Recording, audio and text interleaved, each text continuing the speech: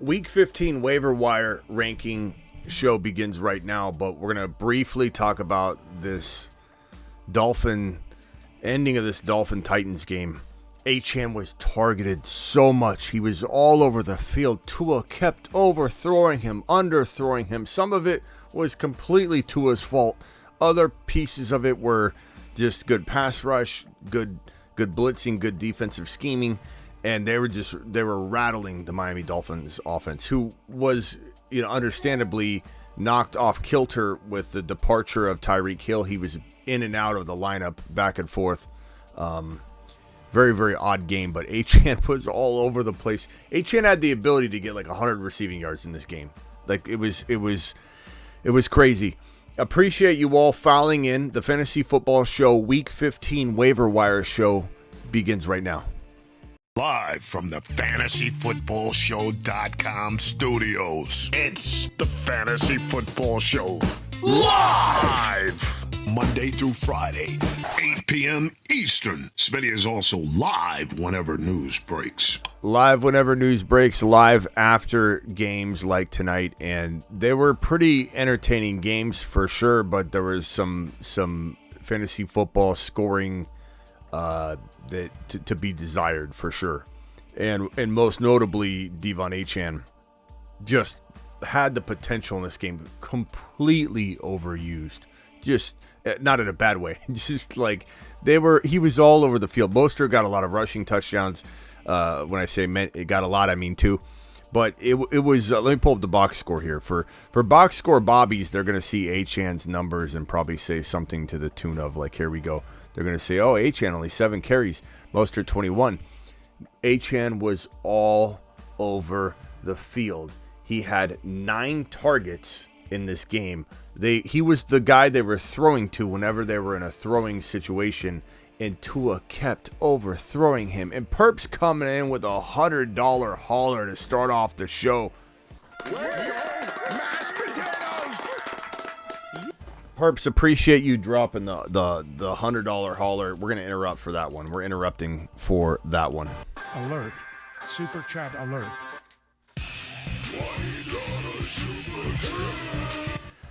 I mean, come on, Perps. Everyone hit that thumb up button and show your support for Smitty and the channel. In Achane, we trust. Ride or die league winner. Appreciate you, Perps. Yeah, I don't want to hear any Achane slander tonight. He looked great. He looked fine. He was elusive. He averaged 6.7 yards per carry.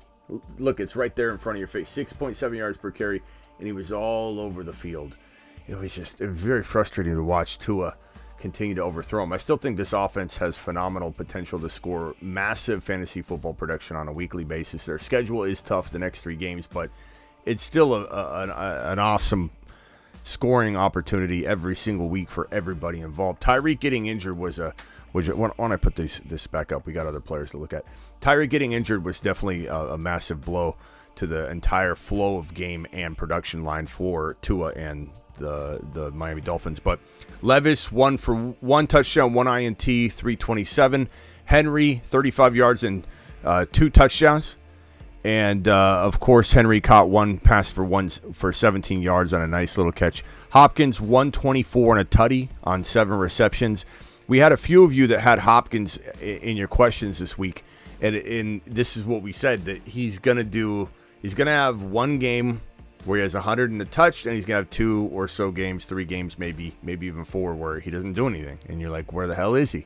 And then he's going to come back and have it, because he's still got the talent. The situation is just not conducive to a consistent elite player. 124 and a touchdown. Waddle, 79 yards on 6 catches. Tyreek Hill, very disappointing day, but he got injured, 4 for 61. And when he got hurt, Mostert 21 carries for 96 yards and 2 touchdowns. Mostert was absolutely great. 1 catch for 4 yards, though, 1 target. That's important to note here. Devon Achane, 9 targets, 5 for 24. Any other game, Devon Achane would have had a 15, 20-point game. It was just so frustrating.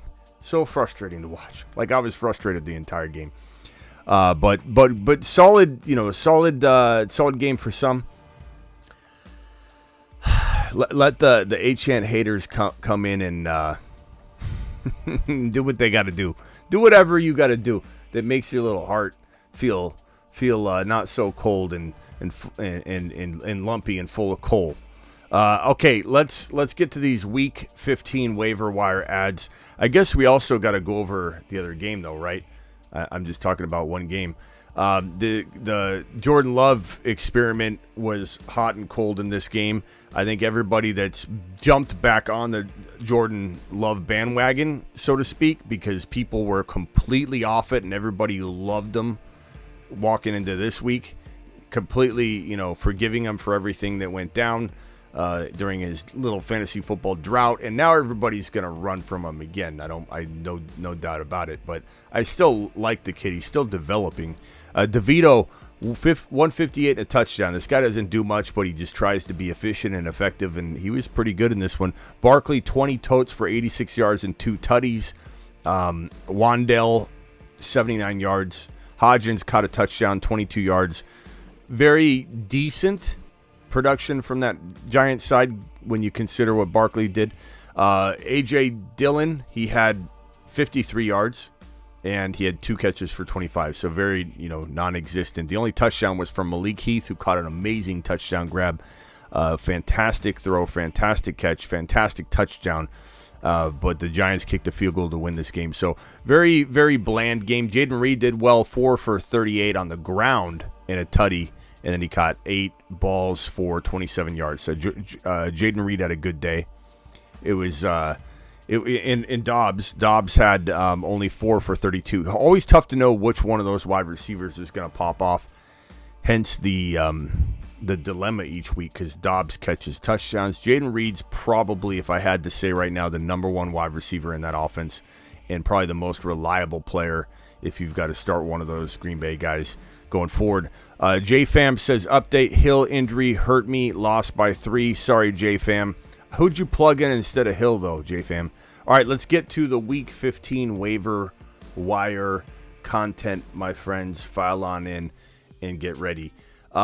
Zeke Elliott is not available in a boatload of leagues, but I looked up the number, and my rule of thumb is when you hover around 30% availability across the industry, you go into my waiver wire rankings, because I need to speak to it.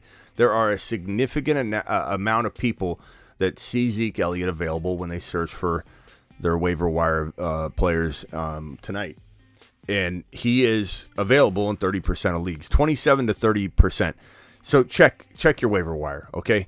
This is a fantastic ad. This is a player that led all running back scoring in week number freaking 14. So no one's saying that's going to happen on the consistent, but he's got week 15, 16, 17 to put everything he has into those 3 games and kind of over-deliver, an adrenaline shot. When somebody is in a panic, when a car falls on somebody, and a mother of 4 picks the car up with one arm with a baby in her hand and groceries in a little sack under her armpit, picks up the car and lets all the people free. That's what Zeke's going to do. Get the adrenaline shot. He's got 3 weeks to just figure it out, and I think he kind of musters up a pretty solid line each and every week that he's asked to do work. Zeke Elliott, make sure he's not available in your league. McKinnon and CEH. This was the dilemma last week. We didn't know which one was the guy to pick up, and we had conversations on this channel about how, God, you know how they do this? You know how they make you think that a player, and we had this exact conversation, you know how they make you think a player is going to be relevant the next year based on the finish? McKinnon scored 9 touchdowns in the last 6 games last year. 9. Unbelievable when you really think about it. And so hard to overlook this situation. Hard to not see the potential upside, especially when the Chiefs do what they do. They use a player down the stretch, and especially into the playoffs in the Super Bowl, they don't use that player during the year. Then that coming year, after you've already soured on the player, they use him again. It just fits the bill of Andy Reid. So it feels like McKinnon's going to be utilized here in the final weeks, and we're all going to be frustrated because we're not going to trust it. Now, CEH did lead the backfield in touches. He had, I believe it was 13 touches. McKinnon scored the touchdown. 68 total yards from CEH. They're both good adds if you're in desperate need. McKinnon feels like the higher risk but much higher upside play. Clyde does feel like he's got a little bit better floor, but does he have the ability to score 2 touchdowns like McKinnon does in any one pop on the field? I think I'd rather play McKinnon at this point, but they're very close. Ty Chandler could be starting for the foreseeable future with Alexander Madison injured. And let's keep in mind Chandler, who's available in 70% of leagues, had 15 totes for 42 yards, or 15 touches for 42 yards in week 14 in relief of the injured Madison. But this is a very speedy guy. This is like a 4.38, I believe is his 40. He's a quick little monster. And I think it's very easy to be like, hey, he hasn't done anything yet, and therefore I don't know that I can trust him, right? He's had a chance. He hasn't really done anything. I think we could almost put him like right here, especially coming off that insanely boring, one of the worst games in the history of the NFL, Vikings contest last week against the Raiders. It's very easy to be like, I don't trust Chandler and I don't want him in my lineup. But I think this is probably the top running back of the week if we consider that Zeke Elliott is not available in your league. This is the guy you probably want to grab. McKinnon would be next. Zamir White is definitely someone to monitor based on the health of Josh Jacobs, who injured his thigh or quad. What was it? A quad injury?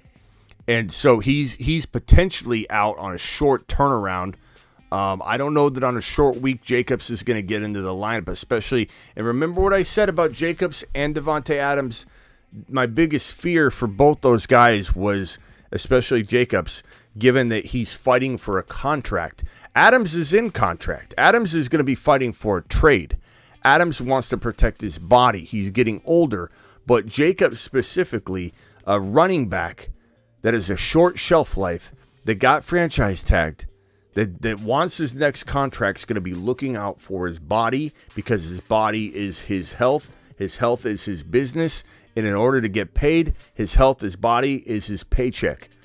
And so if he wants business to be booming for as long as possible, he might say, I'm packing it in.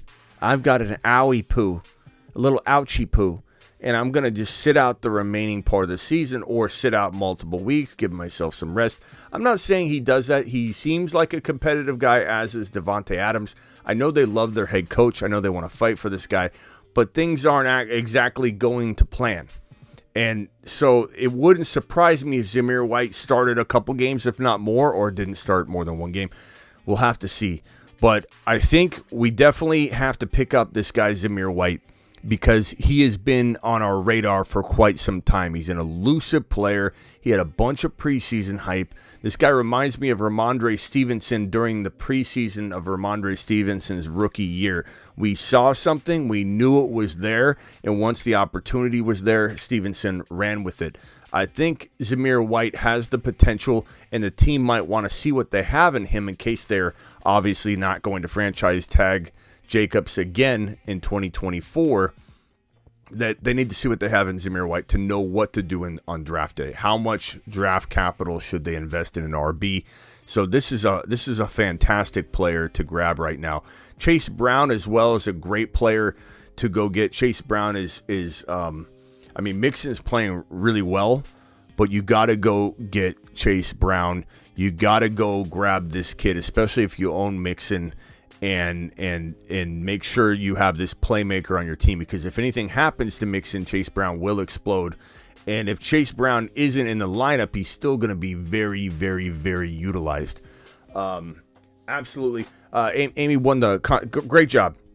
Nice work. I knew it could work out for you without affecting everybody. I wish Achane would have had a bigger day. He should have had a bigger day. He probably could have had a bigger day and you still would have won.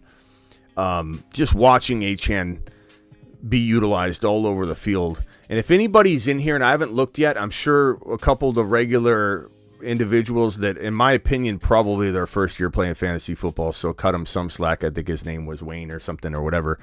Cut him some slack, because this might be his first year. But when you don't see the potential of Achane in this game and you just box score Bobby this and you just come in, I'm just waiting for people to come in and go, yeah, he's not utilized at all.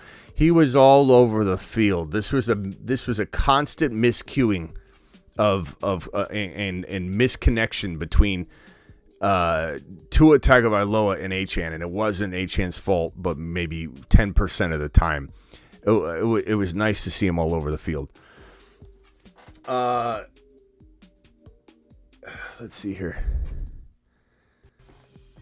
What's Wayne say? Wayne, do you even, let's see what he's saying. Wayne, Travis, you immediately defend, bro. You see all the hate I got for calling Achane out and still can't admit. Still can't admit what, Wayne? Did you think you proved something tonight? Do you really think you proved something with Achane tonight, Wayne? Come on, bro. You don't really believe this, do you? You don't really believe this, Wayne. You can't. There's just no way. I'm moving on, Wayne. You're a distraction. Okay, CEH, make sure you grab CEH. Make sure you grab Dowdle if all these guys are gone. He's got double-digit, touches last week. I still love Pollard. Pollard is still the guy, but this is definitely the backup. If something happens to Pollard, they're using this kid.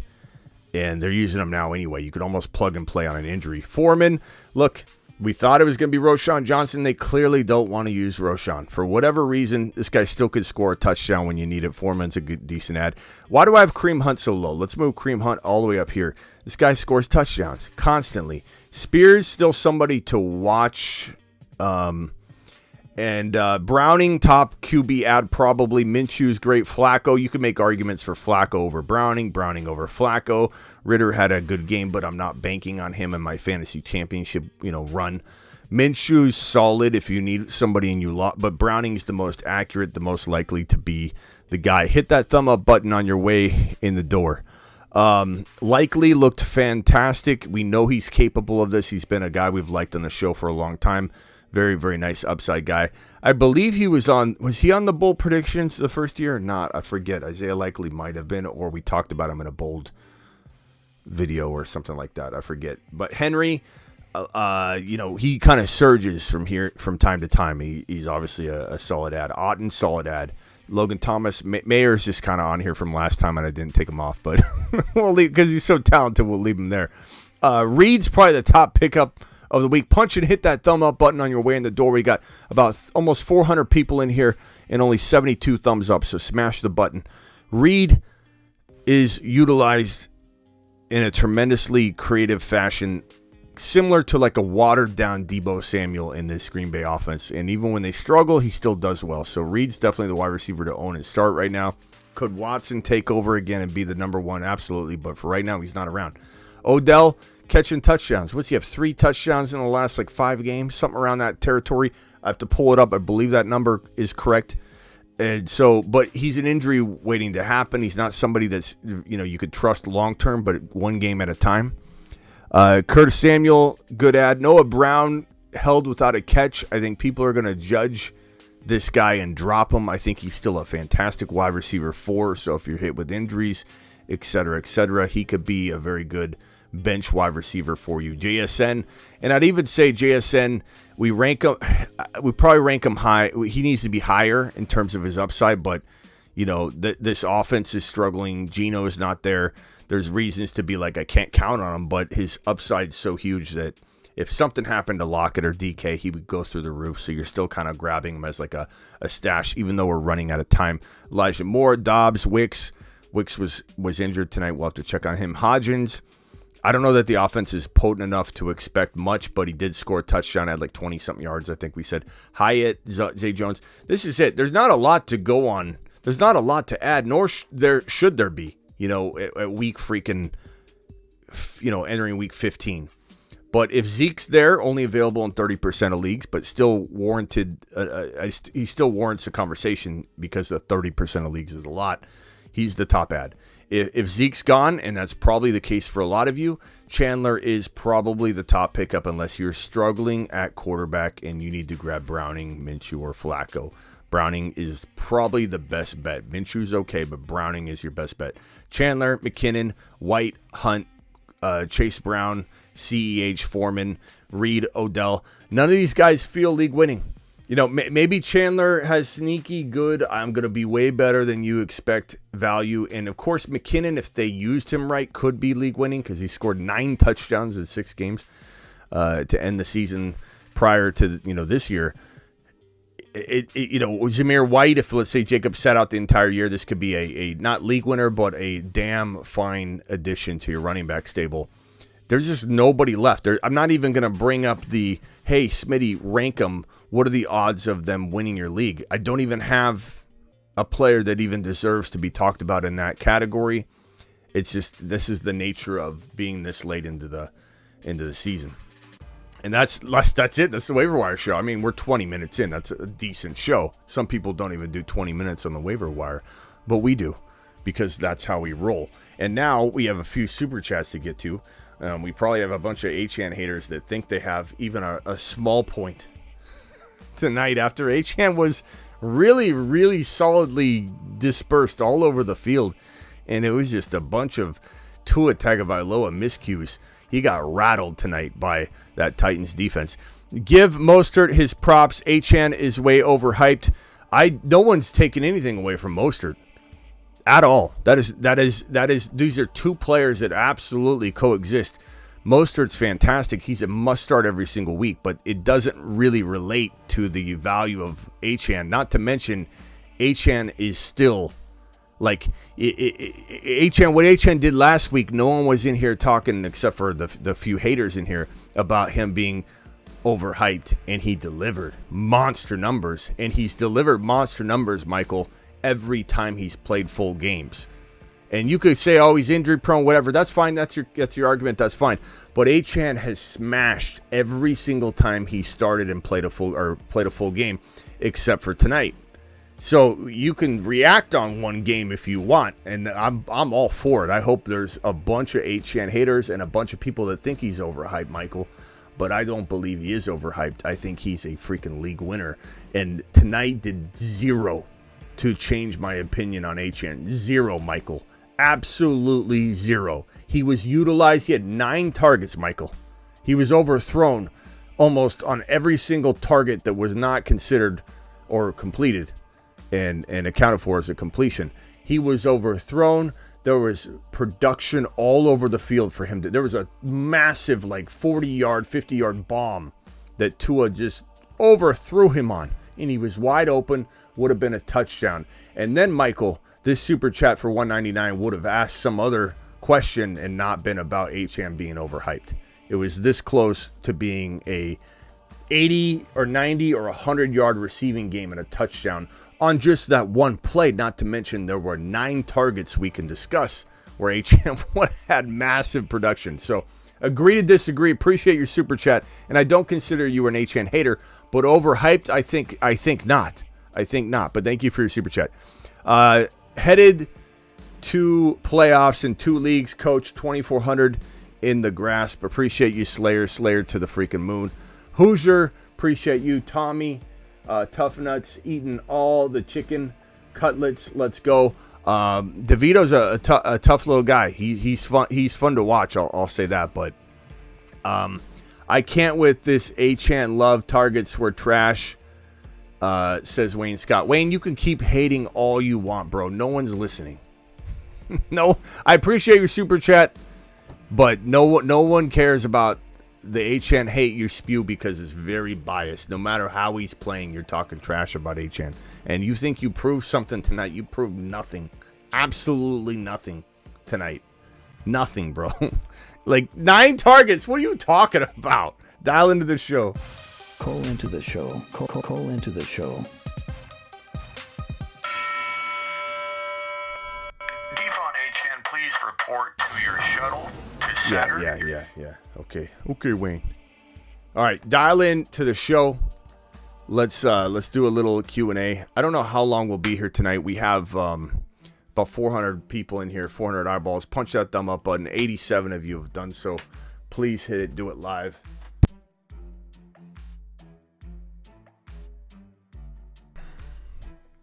We'll do it live. Chris, appreciate you. Keeper League, thoughts on having Brees, Mitchell, Achane, and Chase Brown. Smitty to the moon, ready for the offseason. Smash those likes, people. Keeper League, thoughts on having Brees, Mitchell, Achane, Chase Brown. I like it.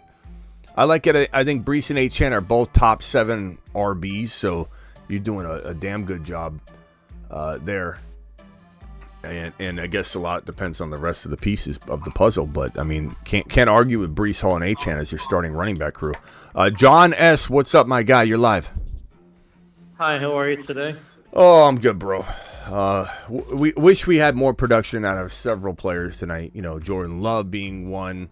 Wish Aaron Jones played. He's been such a disappointment at the spry age. Loved what Mostert.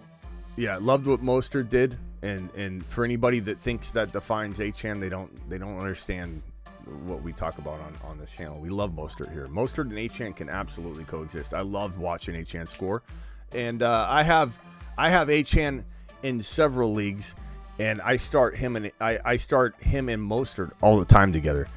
Yes.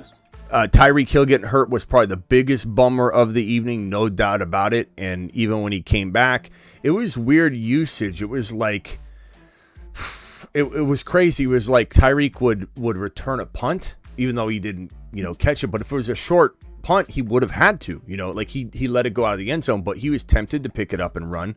He was back there to return a punt. And then the next series of plays, I think it was 3 plays in a row, he wasn't in. And then they put him in the next play. It's like, what are you doing? I don't understand the usage of Tyreek Hill. And it made it very abundantly clear they were going to run the ball, or they didn't need to necessarily cover the same with Tyreek out. It was just a weird set of circumstances. It was just insane. But so a lot to be desired tonight. Other than that, what can I do for you, bro? Well, I was going to ask you, do you think the best running back tandem is Mostert and Achane? I think it's one of the best for sure. I think the problem is, Tua didn't look good tonight, and I think that he's not somebody I would run from at all. I still think this offense is so loaded with talent, and the Titans are a little underrated on defense. They can cause havoc. So they did a good job, and I don't think we should just brush it off on like, okay, Tua was garbage at times tonight. You got to say, okay, this defense was really out to get him. They did a fantastic job executing. So some of it you have to like acknowledge the football, not just the fantasy, and say it was solid. But I mean, you also got to say like Tyreek Hill got hurt. That is a big blow. If McCaffrey gets injured and leaves and is very hampered the whole game, you can bet your bottom dollar the Niners are going to be significantly off kilter. It's going to be a major blow. Now, can they recover and try and head into the next week and do better? Sure. But it's like, Tyreek Hill was definitely the kick to the nads for everything relating to the Dolphins crumbling tonight.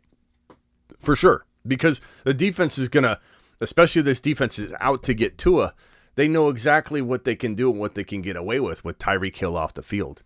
Like it was definitely a hard day for Tua Tagovailoa to not have Tyreek not only out there for a significant amount of time after the injury, but just he was kind of decoy-esque. He had a really big play. It was phenomenal that Tyreek pulled off a monster reception / excellent throw. Like Tua's a good thrower. It's not like Tua's garbage, but sometimes Tua hangs onto the ball, and sometimes Tua takes a sack when he should be throwing the ball away, or when he's getting pursued in the pocket and he's trying to scramble out. Achane's wide open and he threw him 3 or 4 times. I even feel like the 9 targets isn't correct. I feel like he overthrew him 2 or 3 times so badly they didn't even count the targets.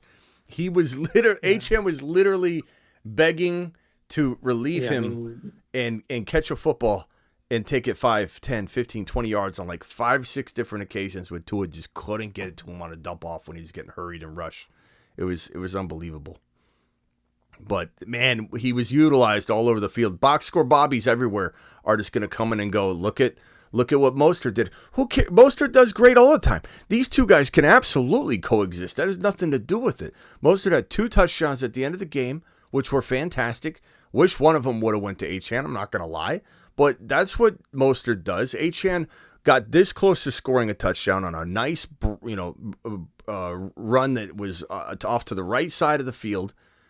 Got down to about the 1 or 2 yard line, almost slipped into the end zone. Would have changed the dynamic of his box score and all the box score Bobbies everywhere, just scoring that 1 touchdown. Mostert catching, or Achane catching that 1 pass, if Tua wouldn't have overthrown him, would have had a 50, 60-yard touchdown reception. So I'm 100% fine with what Achane did. None of what Achane did today makes me feel bad at all about any sort of Achane prediction or his future or anything like that. He got 9 targets, bro. He got 9 targets today. Nine targets is a lot for a running back. I'm not worried at all. I mean, the main reason why I'm calling you is so I'm having trouble this week or going into the playoffs with Herbert and Stroud getting hurt. So I need to pick up a quarterback. I'm debating about Browning and Trevor Lawrence, and another guy is Will Levis after tonight.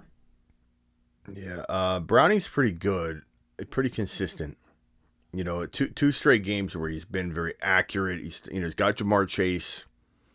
I'd probably say Browning is safer than T-Law right now. T-Law is going to bring you a little bit more, I would say, like security feeling, like you'll be able to sleep at night maybe prior to the game, but will you sleep better after the games have been played? I don't know. I mean, I feel like Browning feels like the risky move, but I don't know that I would necessarily let that stray me away from going Browning over T-Law just right now. I just feel like it's, there's potentially more scoring opportunity. I like T-Law. He's banged up still. I don't know. Can you grab both of them, and then that way you can decide later and also potentially rotate them?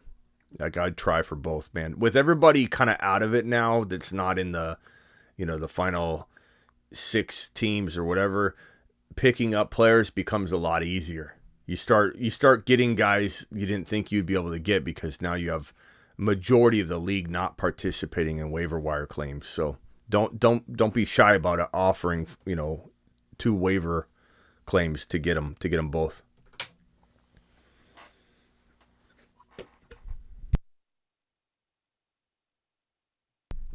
All right, bro. Later, John. Yeah, later. John fell asleep. Let's go to Michael Zastro. What's up, Zastro? Schmitty, first, I just want to say thank you for making me get in the playoffs in all my leagues. Second, I love Achane. I love the videos you make about him. But how much do I have to super chat to get a video like that for Raheem Mostert? Well, first of all, I'm not just gonna do a Raheem Mostert video because you super chat. That would, you can't buy me off. But my passion for doing what I did with Achane the other night was because I believe in Achane and I think that the hate's ridiculous. And I saw your super chat earlier. Nowhere do I say anything negative about Raheem Mostert. Nowhere have I said, this guy's got to get out of here. We need to get Achane in there. In fact, all of my content, whenever I even mention Mostert, is about how I have no problem with this coexisting combo because it allows Achane to get 9 targets and he still has an opportunity to get 60, 70, 100 yards and a touchdown on the ground because he averages 6 to 12 yards per carry.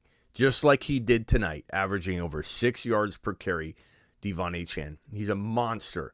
But he doesn't need 15 carries, and this offense is going to run the ball at least 30 times roughly in a game, and that's okay. We want 10, 12 carries, and I think tonight was proof with Mostert having 1 reception that Achane's the receiving back. Achane's the guy they're going to throw the football to. He's the elusive guy when he's in the flat. He's the elusive guy that you check down to. And that's fine because then you feed Mostert the rock between the tackles. They coexist fine. But there's no – Mostert's been phenomenal. He's He's one of the best touchdowns, if not leading the league in rushing touchdowns right now. He's an absolute monster this year. There's nothing wrong with Mostert whatsoever. So I don't know what made you think I don't, love him. But Achane's not overhyped. Achane has been, if you look at other, past this game, and you can include this game, you got to include this game because this game counted. But in full games that he's played, he's absolutely been like one of, if not the best running back in fantasy football. And so, yeah, he missed a game because he got hurt. Yeah, he missed a game because he came back and got hurt again. But you take those 2 games out, which I'm not asking you to necessarily do. I'm just saying, look at the logic. When he's on the field, this man's exploding.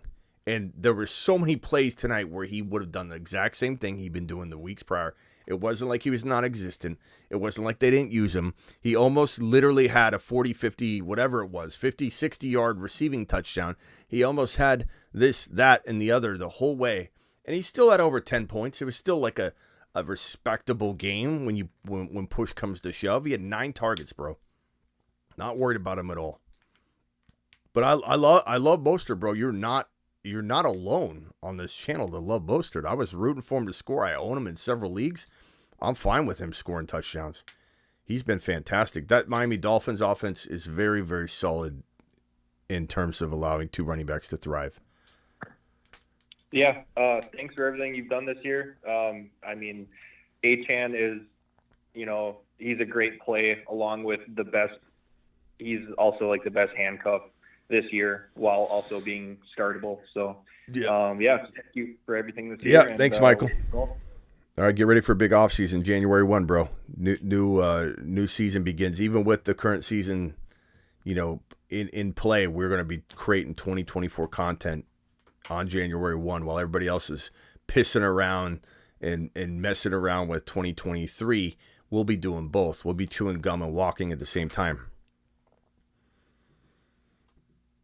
All right, I guess he left. Everyone's everyone's terminating me on the calls. Finish him. Sebastian from Cali, you're live. Am I crazy for doubting Justin Jefferson's health? Because something tells me that he cares too much about his health. I feel like they might be rushing him back there if he goes back this week. I mean, we don't really know much. What do you think of him right now? You're saying that Justin Jefferson cares too much about his health? I don't understand that. Maybe. You mean like he's being a baby? I mean, bro, they took him to the hospital. Like, I mean, no, that's what I'm saying. Like, do you think he'll end up sitting just because, like, I mean, you saw it too with his hamstring. Like, he obviously cares about his body. I mean, he's, 23, 24 years old? Okay, so what do you think? I think what you mean. I think what you mean is he going to play it safe with this injury? Not that does he care too much about his health? Of course, he cares about his health. Yeah, that's what I mean. That's what I mean. Yeah, the team's losing. He got sent to the hospital. You know what I mean? So there's not.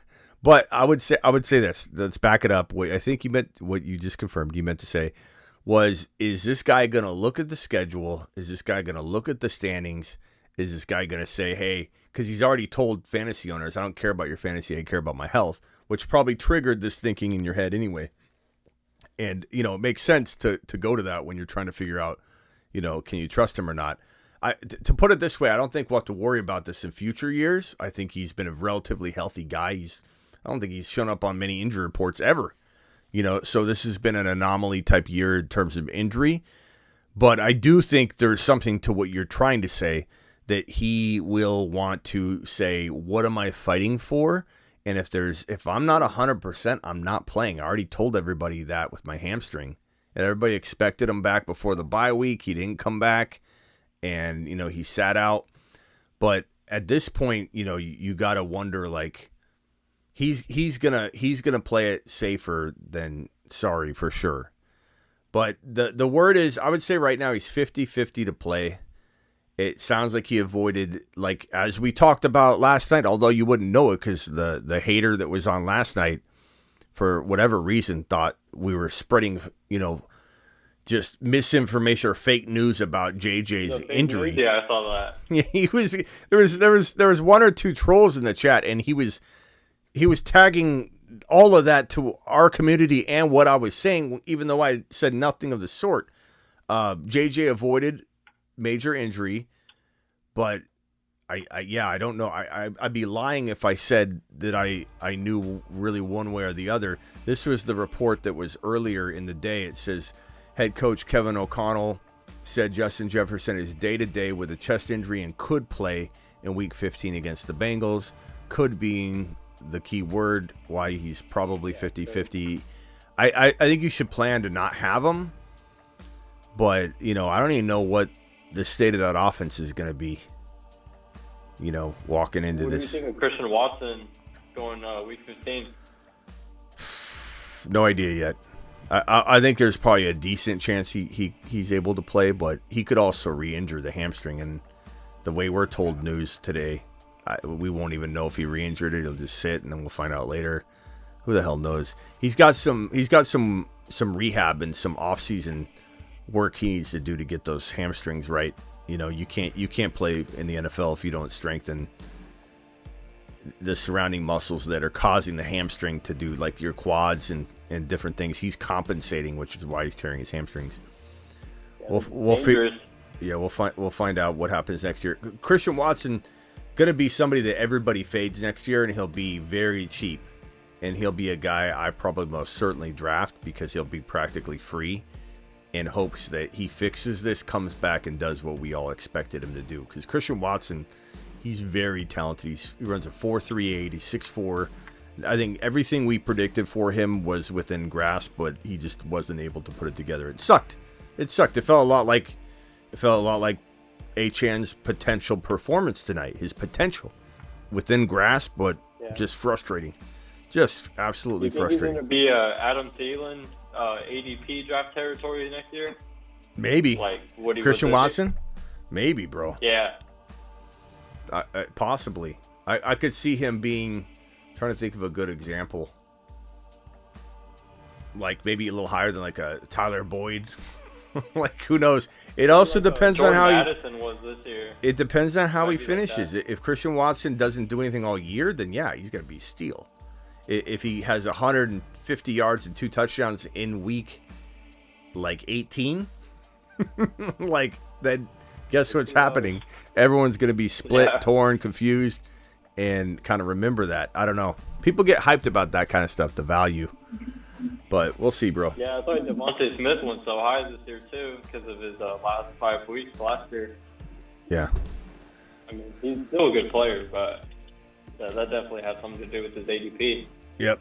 And just one more question. Do you remember what Jamar Chase's ADP was as a rookie? Like, what range he was? As a rookie? What do you mean? What 21 season. What wide receiver rank was he? Really high. Like, was he going wide receiver 2, 3, like top 40, 50 pick? He was definitely in the top 40, if I remember correctly. His ADP was climbing into like the fourth or fifth. I forget where it was. It was really high, but deservedly so. We all expected him to. I think where Marvin Harrison Jr. is probably going to go. Like, he's going to go super that's exactly high. why I was asking that, because I'm already trying to get ready for Marvin Harrison next year. I wouldn't be shocked if Marvin Harrison Jr. went way higher than Chase. I wouldn't be shocked if he was going like in the 3rd round or 4th. Really wouldn't. If people start ranking him like where Devonta Smith would be, like that's how much everyone loves Marvin Harrison Jr. He isn't going to come out and shock anybody. If anything, Marvin Harrison Jr. is going to have so much hype that you're going to see a lot of people start being anti-Marvin Harrison just because they're tired of the trending. A lot of people hate trending players. Mm-hmm. So definitely wouldn't shock me at all if there was like a mixed bag on him. Kind of like Adrian Peterson. Some of you are too young to remember or didn't play fantasy then, but when Adrian Peterson came into the NFL, I had him on my, bold predictions. I was doing content professionally even back then. I started in 2003 from a content producing a radio perspective. I was on radio for 19 straight years on NBC Sports and and CBS. It bounced back and forth between the two channels every year. We do it, the contract would change or whatever. And I remember, so I was 2000, I want to say 4 or 5 that I started the radio. And I remember Adrian Peterson, so a little bit into my career, I remember Adrian Peterson was, believe it or not, 50-50 with everybody. Because he was too upright, he was too big, he wasn't the prototypical running back in the National Football League, believe it or not. That was the consensus. And I remember I had him in my top 5 overall as a rookie. And I was just laughed at. People thought that was ridiculous. You know, this young punk kid back then, trying to make a name for himself. And back then there wasn't, you know, YouTube or anything like that yet, really. So it was all just, you know, everybody knew everybody in the industry, and there was like literally like 25 fantasy football sites up, and I was one of them back then. It was really, you know, fantasy football infancy, and this guy was doubted like crazy. And I remember if he would go in like the top 10 or 15 overall, it was like you were asinine for taking a rookie that high.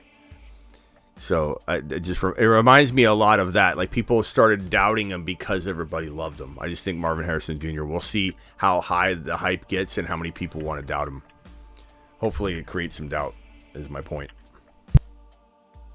Yeah, for sure. And I just got some good news before I get off the line. I'm actually going to be in Inglewood for the Browns and Commanders game. So we're going to see some Puka Nacua, some Kyron and Cooper Kupp versus. All right, send us during the playoffs. Send us a video of Kyron.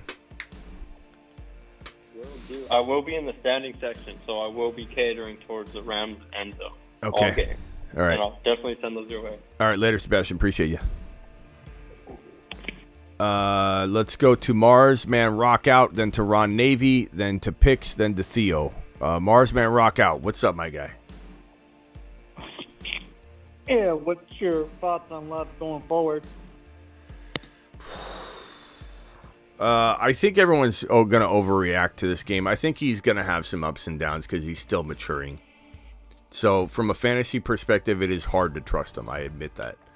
Because, you know, you put him out there and he does what he did tonight, and you're questioning it. But I think everybody should trust their judgment that 1 week or 48 hours ago, 5 hours ago, you thought, everybody pretty much thought this kid is the next future, you know, a star quarterback in Green Bay. Not necessarily star of the league or anything, but star quarterback in Green Bay. And I don't mean like Danny Dimes. You sign him and you're regretting the signing. Like star, like capable of being top 10 quarterback, capable of leading your team, you know, to down a Super Bowl path. Not that you'll necessarily win one with them, but in a one game later, everybody's doubting the hell out of him. And I just think that, like, he almost won this game. It was ugly, but if the Giants didn't, you know, kick a field goal to win, we'd be talking about, you know, a gritty, you know, win. The commentators before the game kept talking about how, you know, maybe he's not Aaron Rodgers and he's not Brett Favre, but like they really did find their future. Remember, they could have franchise tagged him, or they could have signed him to a long-term deal, and they decided to give him a adjusted contract instead of signing him to a long-term deal.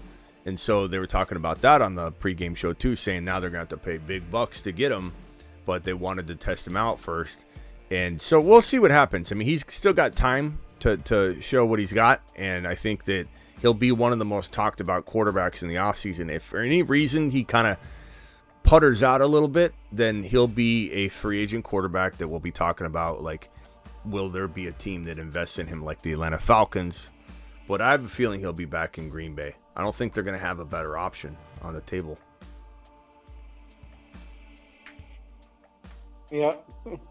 Yeah, but fantasy-wise, I guess he's still top 10-ish, but with some risk to have like a 14 or have an 8 type finish each week. You know, he could be 8, he could be 15, he could be 12.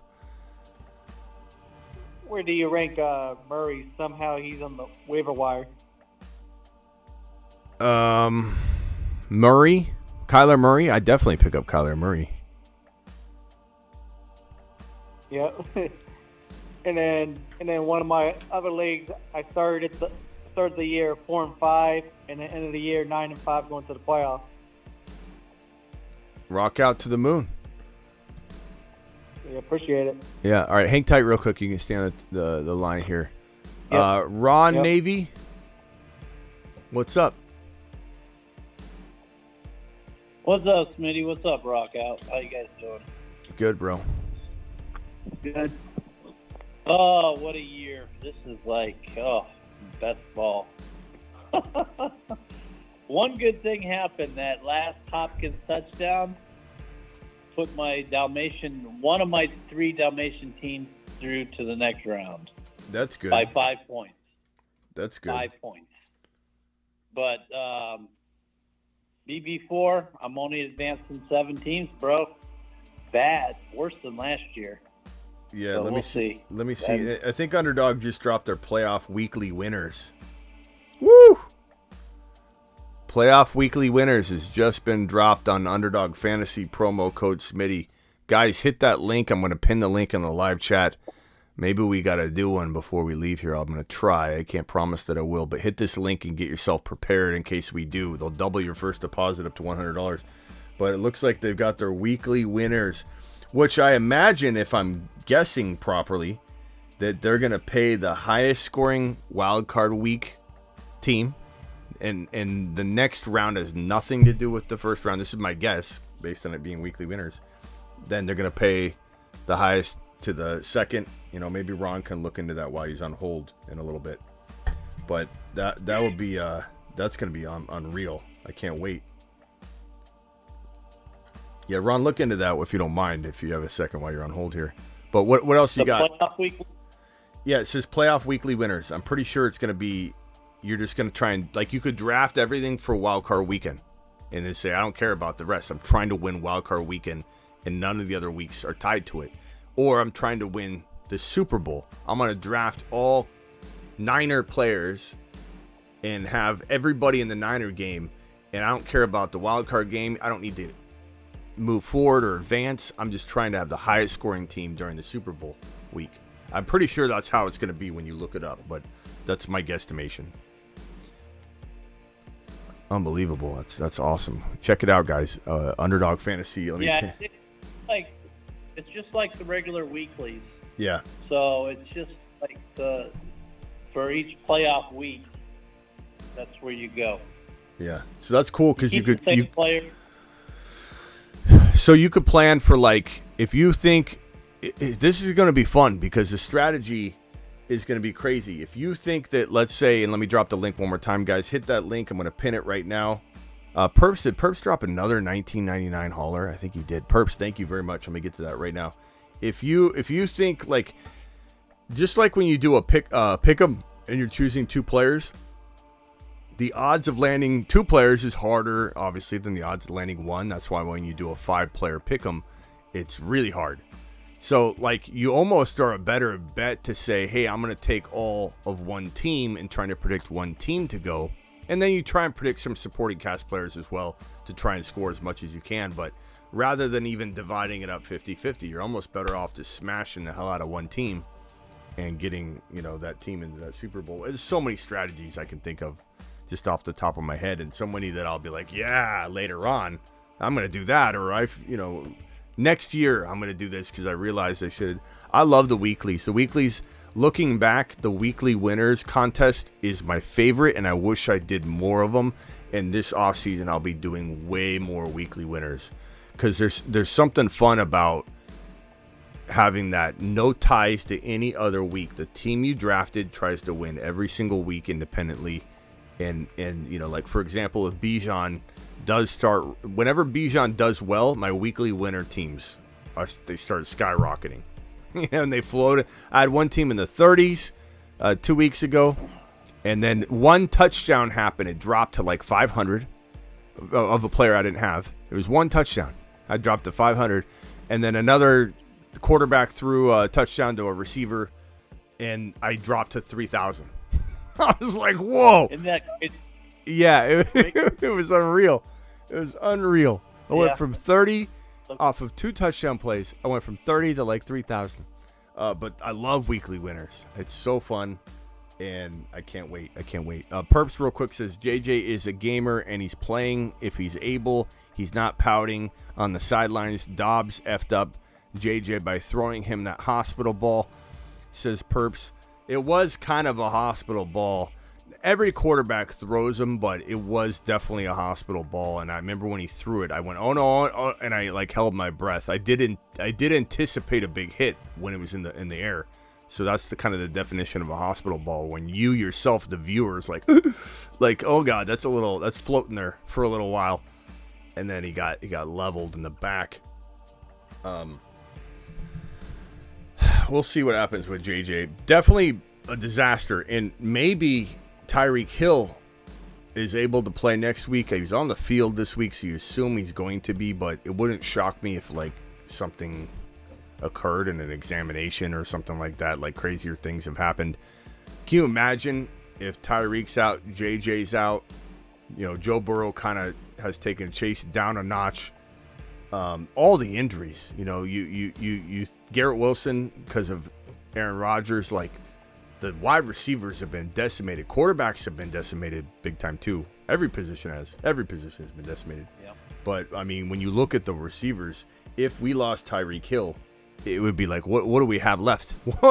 Who's crawling to the finish in your fantasy football championship? CeeDee Lamb. Yeah. If you got him. Yeah. Hey, hang tight, Ron, and I'll come back if you got another one. Let me go to picks and let me go to Travis and then picks. Travis, go ahead, bro. You're live. Yeah. Should Stafford be on the waiver thing too?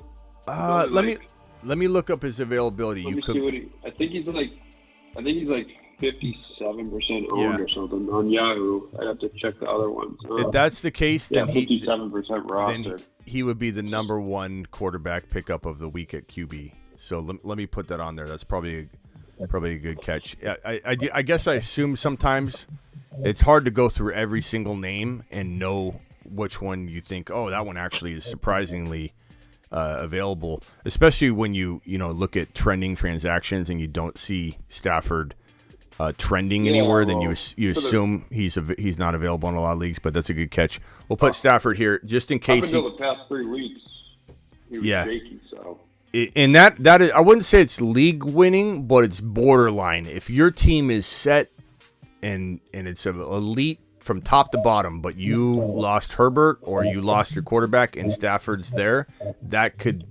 combination could be league winning specifically for you. So that's great. I have Love right now. You'd be starting Stafford over Love, right? For now, yeah, for sure. Because he's at least next week he's playing Washington. So. Yeah. Hey, whoever's got, can everybody mute this on? I got some major reverb. One of you's got some major reverb in the background. It's like really bad. All right, Travis, what else you got? That was it. I can call back in or whatever if I think of something else. Well, you can hang on the line for a second. Picks, what do you got? Picks, you're live. All right, cool. What's going on, Smitty?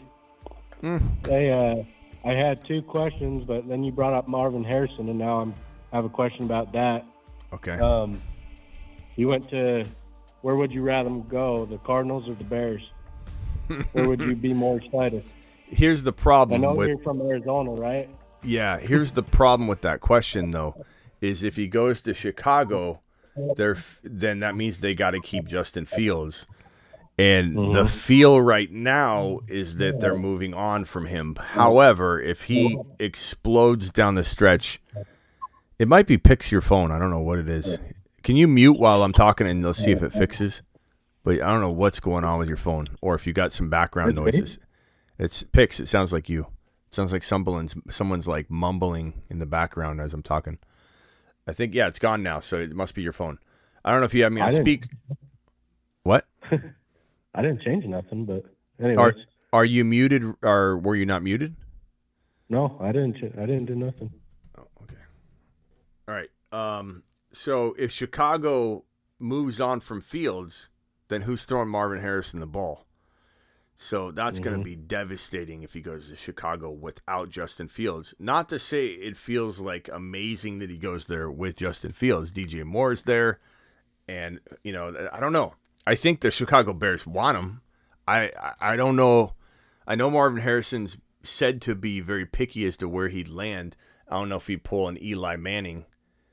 But we'll have to see how that goes and what the vibe is. My guess is that when push comes to shove, he's not going to be quite as picky as we think. But you know, he won't want to come off that way. That's a really stupid way to look. Be like, I'm only going to 4 teams. Like it's not the way it works. And I mean, obviously influence. That's like that. I can't think of his name. Yeah, but Arizona is an interesting landing spot. I think Kyler is young enough that I could say with a straight face that it wouldn't shock me if Kyler turned into a much better passer, matured a lot. Cardinals seem to have a pretty decent staff in place because they're doing pretty decent things considering, you know, what the hand they were dealt this year. But I would say, like, I don't know. That's a good question. I guess the question for me would be these teams feel very similar, and I could argue one side over the other. Like, is there another team that I want him to go to a little bit more, or is there a worse situation that I'm saying never mind, give me Arizona or Chicago, you know? So like the 2024 NFL draft order is as follows. So Bears are the number 1 pick, obviously. So like the Patriots, for example, that would be disaster. Just an absolute like nightmare. And Bill Belichick is capable of taking Marvin Harrison Jr. He loves wide receivers, believe it or not. He was infatuated with DeAndre Hopkins, yet decided not to bring him in. But if they take Marvin Harrison Jr., that's going to be like the equivalent of if Bijan Robinson were taken by Arthur Smith and we knew Arthur Smith was going to do what he was going to do. We'd be literally like screaming from the rooftops. That's how bad I think New England would be for him. There's no quarterback there. Like but they've got to go QB. They have to go QB. If they didn't go QB, I would be so shocked. Cardinals. And then the Cardinals next. Cardinals, Bears, Commanders. I don't like that landing spot. It's okay, but like you've got 2 other wide receivers. I just don't know if it's okay, but they're not. I don't think they're targeting a receiver anyway. They could trade it though.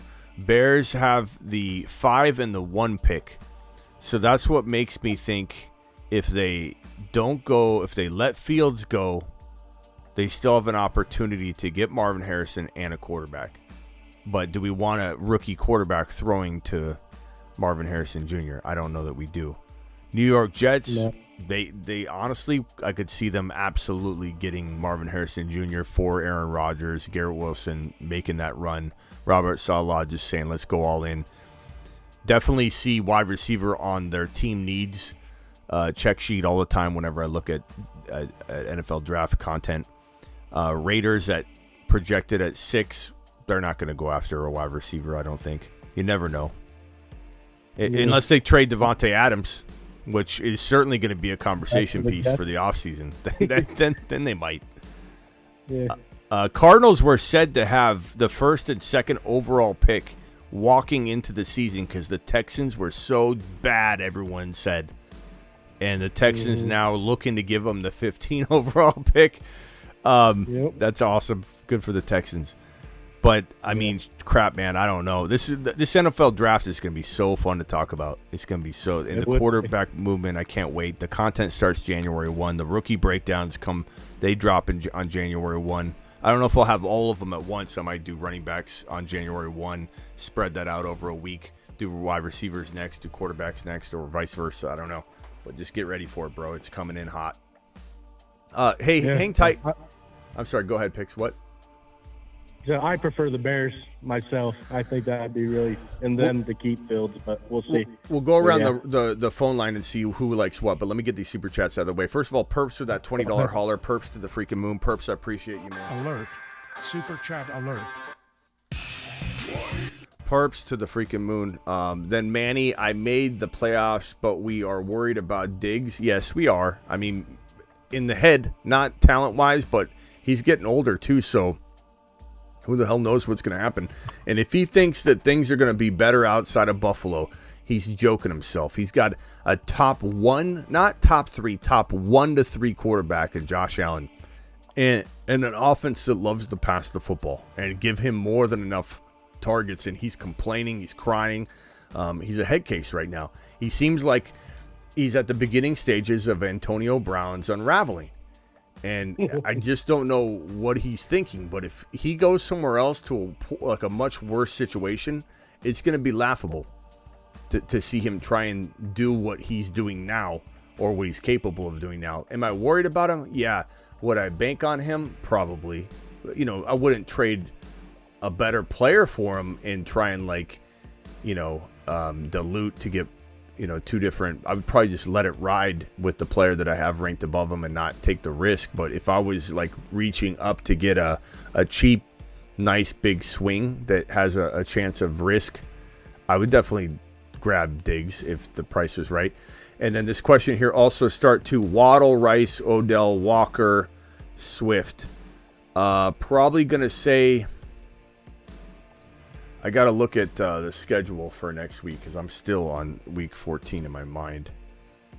Let me pull up the schedule real quick on this one, bro, and then hit this real quickly, and then we'll swing back. And I'll have the phone line peeps give me their thoughts on where they would want Marvin Harrison Jr. to land. But let me see real quickly on the NFL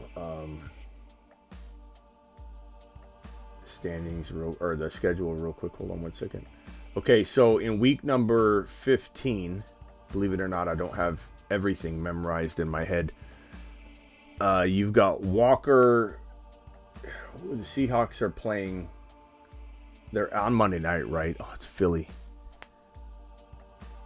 That's awful. Yeah, he's remember, he's got that horrible schedule. I would say I like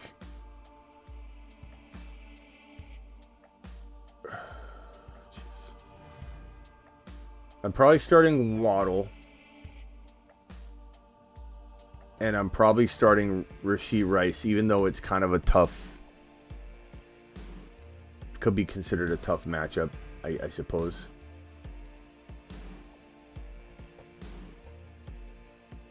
Yeah, probably for right now, bro. And then your QBs are Hurts, Purdy. Matchup has Lamar. Your matchup has Lamar, CMC, and AJ Brown. Guys on the phone line, are you starting Purdy over Hurts? I couldn't. I know it's. Absolutely not. I know people. I know people Hurts is playing Seahawks, right? Yeah. But the Niners are playing the Cardinals, so there's a chance both of them explode. But Yeah, Purdy. who says Purdy? Hurts by a mile. Who says Purdy by a mile? Rock out. Oh wow. Purdy. I say Hurts. Yeah. Seahawks allow more points to quarterbacks than Cardinals do because every team that plays the Cardinals end up just running the ball when they get that huge lead early. It's interesting that we're. Game. It's interesting we're at this point though. Bouncing back too. Okay. Just wanted to ask that because it's interesting. We're at a point where that's a question that can actually be tossed out. Thank you for the super chat, pal. Let's see. I do hope MHJ comes out of college. Been reading reports that he might go back. Marvin Harrison Jr. Seriously, he's talking about if anybody doesn't know who MHJ is. Also, that first rounder I got for Swift is going to be the 1.4. That's solid, Aaron. That's a good return. And Perps, thank you for that $20 hauler, my broski. Really appreciate you dropping that. Okay, let me go back around the line. Ron Navy, where would you want to see Marvin Harrison Jr. land? Where? Yeah. You can't say the Steelers. I can say whatever I want, but I mean, talking reality, it ain't gonna happen. Their draft pick's gonna be too high. So I guess, projected orders: Bears, Patriots, Cardinals. maybe Chicago. Yeah, they do have the reason I think Chicago is most likely for projecting is they have the 1 and the 5 pick as of right now. That gives them 2 chances to get him, and there's no guarantee he goes 1, 2, 3, 4. Probably quarterbacks are going to consume the top 2 picks. Usually they do. Now, we haven't seen a Marvin Harrison come out for a while, so I think anybody assuming we aren't looking at what we saw with Bijan, where he went way higher than a lot of, nervous Nellies had him. I think we could be seeing Marvin Harrison go as high as 2 or 3 or whatever. So that 5 pick might not even be high enough to get him with that second pick. Could be, might not be. We don't know. We're going to have a lot of draft buzz, so don't worry about that. But I think having the 1st and the 5 pick does give them the luxury. Plus, they could move the 5 pick up to the 2. If I was a GM or decision maker, I'm a trading monster. And I guarantee you that if I was in charge of the Chicago Bear situation, and let's say they end up with the 1 and the 6, I can guarantee you I'd have the 1 and the 2 overall by the time the draft kicked off, because I would overpay. I would do whatever I needed to do. I would grab my top quarterback, whoever it is for any of you, your top quarterback in the draft, or I roll with Fields, and I'm drafting Marvin Harrison Jr. and then the second, the first, skill or the first non-skill position player in the draft. I will 100% have the 1st and 2nd overall picks, but I do believe the Bears want to move on from Fields. Fields could change their mind, but if Fields doesn't explode down the stretch, the vibe I'm getting and the people I talk to are saying that the Chicago Bears are definitely considering trading him. Now, where would Fields go? Where do we want Fields to go, guys? Do we want him? Huh? The Falcons. Do we? That'd be awesome. Do we? I do and I don't. I do and I don't. That's. I kind of want a real passer for London. Yeah, London or Pitts. Bijan. That'd be great. Could be bad for Bijan's touchdown production and everything, but at the same time, I don't think he wants to. Look, they're not running Fields a ton right now. They could. They have been lately, but they haven't on the year. Yeah, I'd rather have Fields than Ritter. I think Bijan, but what we need is Arthur Smith gone, and they keep winning, and so it's like, how is that going to happen? Maybe the Saints. You could go to the Raiders. Yeah, the Raiders. I mean, that's definitely going to be a top spot that we'll be looking. Especially if they want to keep Devontae Adams happy. Devontae Adams is 100% going to be on board with that. He's going to be like, you can't. You can't get, and the Bears can get Caleb and another corner piece. Yeah, Tampa Bay says Ramos. Seahawks. Giants should go after him. The Saints. Look, they just take a. Unless they take it Saints high, would. Hey, you know what? High. Saints would be okay with me. Olave, Fields, Olave, I'm okay with that. And given how Olave and DJ Moore could be considered. I mean, Olave is way more dynamic, but in my opinion, but DJ Moore is super comparable. Both can run. What about the Vikings? Yeah, that's been the place that I've said the most. But the problem is, Kirk Cousins coming off the Achilles is going to make him hard to find another home.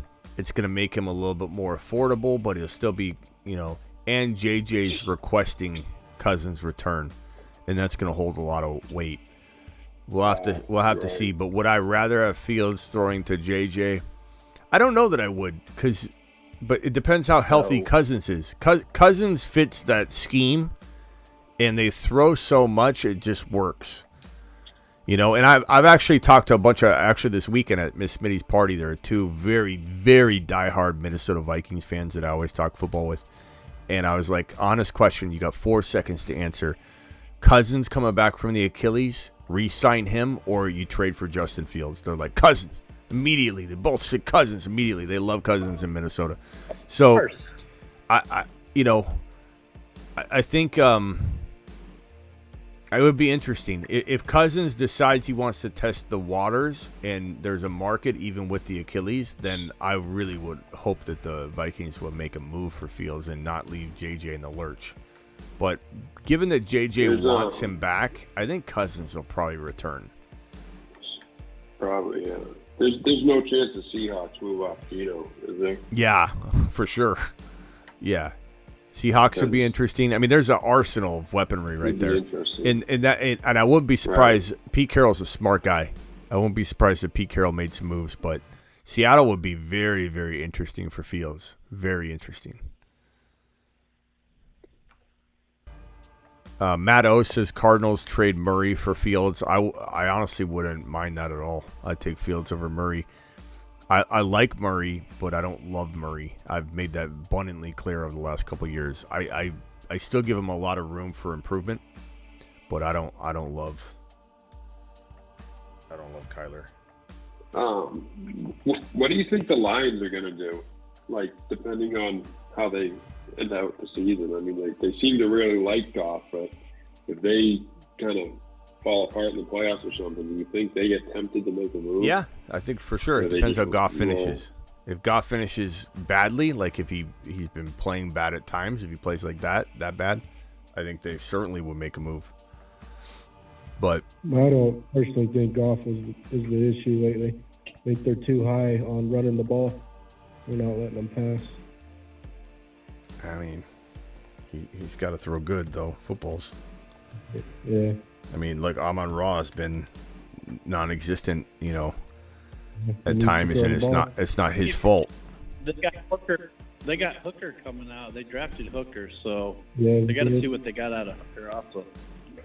LSU, right? He's from LSU. He's tore his ACL. He's been coming back slow from that, but yeah, he's got a lot of upside. He's a very, very solid prospect for sure. If he didn't tear his ACL, he probably would have been a top 4, top 3 quarterback prospect in the 2023 NFL rookie draft class. So Hendon Hooker is definitely a player I could see, getting a shot. Let's see if I can. I don't think I'm going to be able to draft tonight. I was trying to hook my phone up again. I think I got to restart my whole computer and phone at the same time. Let me see if I can restart my phone only. All right, guys. I got to grab some of these super chats. Let me circle around the phone line real quick. Picks, any final thoughts, bro?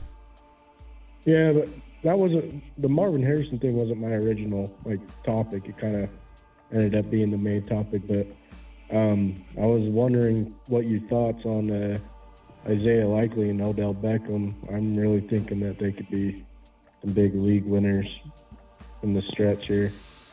I think league winners is a little much, but possible, I suppose. I think Likely's really solid.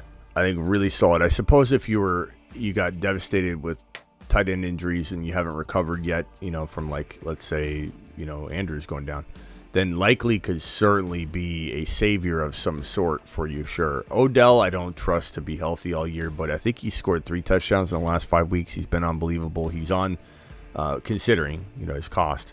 He's been on the waiver. He's on the waiver wire list here tonight. He's the second option on the wide receiver column. So definitely think they're both very, very good. League winners, I would reserve that a little bit for bigger names, but I get you. I feel you.